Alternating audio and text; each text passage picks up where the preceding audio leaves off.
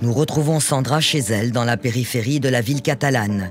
Elle vit avec sa mère, Carmen, qui la soutient dans son combat. Sandra prend des hormones féminines depuis son adolescence et est allée jusqu'à la vaginoplastie, ce qui lui permet donc d'avoir un sexe féminin.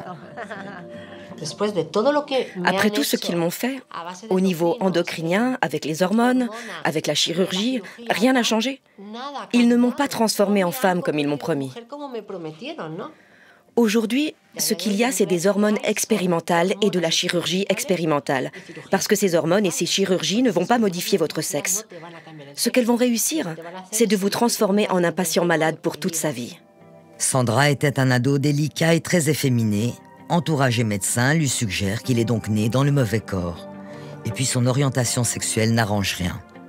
J'ai toujours été homosexuelle. J'ai toujours été attirée par mon propre sexe. Pendant de nombreuses années, mon homosexualité n'a pas été acceptée, ni par la société, ni par l'école ou au collège. Et inconsciemment, tu intériorises tout cela, tout ce harcèlement. Et c'est là que tu développes, comme dans mon cas, la dysphorie.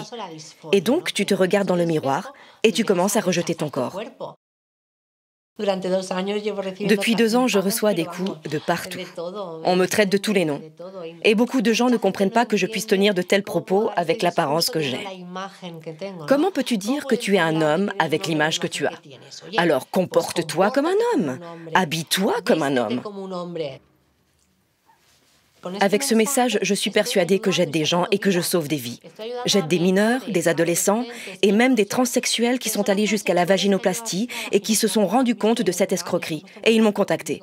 Ces personnes n'osent pas s'exprimer en Espagne, je peux les comprendre, car il y a une censure. Et moi-même, je reçois sans cesse des menaces et des insultes. À tous les parents, pères ou mères de famille, je vous souhaite de pouvoir protéger vos garçons et vos filles de l'expérimentation trans.